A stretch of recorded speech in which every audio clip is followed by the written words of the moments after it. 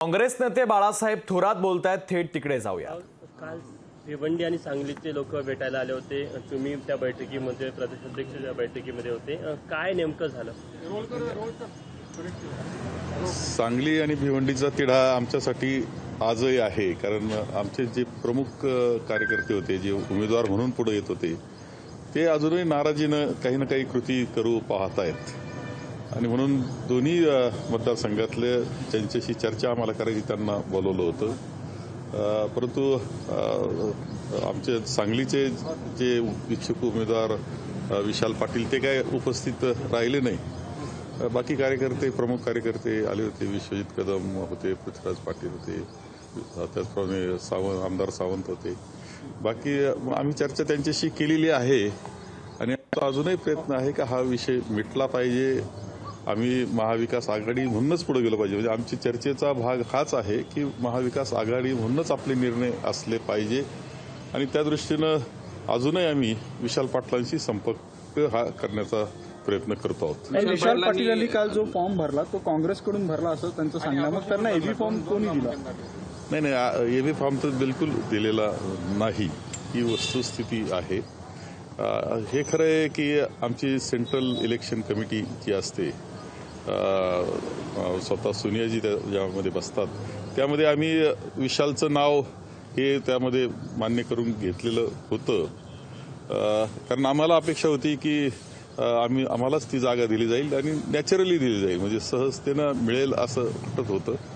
दुर्दैवानं तसं घडलं नाही, परंतु एबी फॉर्म मात्र त्याने बिलकुल दिलेला नाही। वेगळा पर्याय आहे का? म्हणजे कार्यकर्त्यांची जी भावना आहे की काहीतरी आणखी परत या निर्णयात पुनर्विचार करावा। हा खूपच म्हणजे ते वातावरण सांगली नैसर्गिकच आमची जागा आहे, ती वस्तुस्थिती आहे, आमचा उमेदवार आहे, परंपरा ती आहे, त्यामुळे ती आम्हाला मिळावी ही अपेक्षा होती। त्यामुळे कार्यकर्त्यांची भावना असणं साहजिक आहे।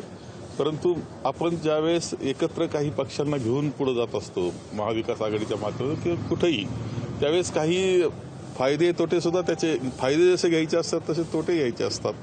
त्या पद्धतीनं संयमानं कार्यकर्त्यांनी राहून महाविकास आघाडीशी संलग्न काही गोष्टी कराव्यात एवढीच अपेक्षा। मागे घेणार फॉर्म की मग तो कायम बंडखोरी राहणार? प्रयत्न केलेला नाही बोलणार, मी तेच सांगितलं। मी अजूनही विशाल पाटलांशी आम्ही बोलू।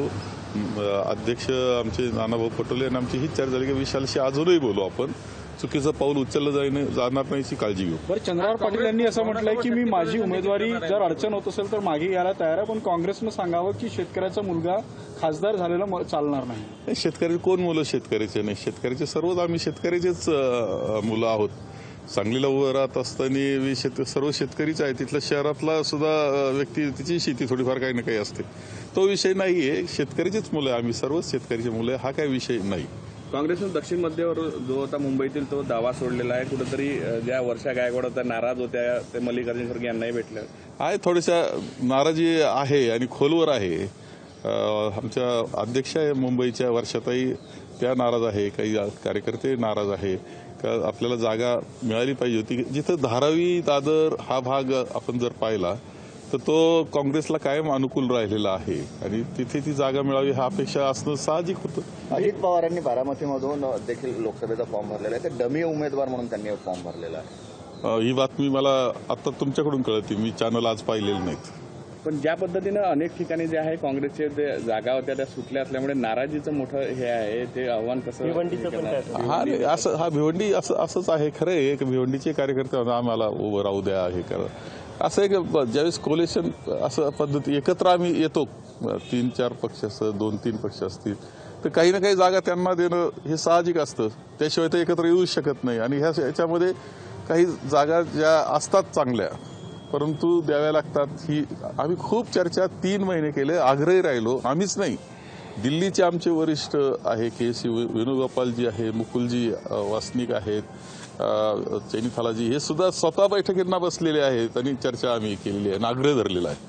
मला तुम्हाला असं वाटत नाही का ज्या पद्धतीने शिवसेनेकडून तुमच्यावर हा दबाव आणला जातोय, कुठेतरी महाविकास आघाडीचा पुनर्विचार केला पाहिजे? कारण एक आहे की काँग्रेस काही गोष्टी आज गरज आहे, देशाला गरज आहे लोकशाही करता, राज्यघटना वाचवण्याकरता, आणि भारतीय जनता पक्षाचं जे असं क्रूर अशा पद्धतीचं सरकार आज दुर्दैवानं देशावर आलेलं आहे ते घालवण्याची गरज म्हणून काही ठिकाणी काँग्रेसनं अशा थोड्या तडजोडी कराव्या लागलेल्या आहेत, परंतु त्या देशाकरता तडजोडी करताय हे विसरून चालणार नाही. Okay, thank you sir.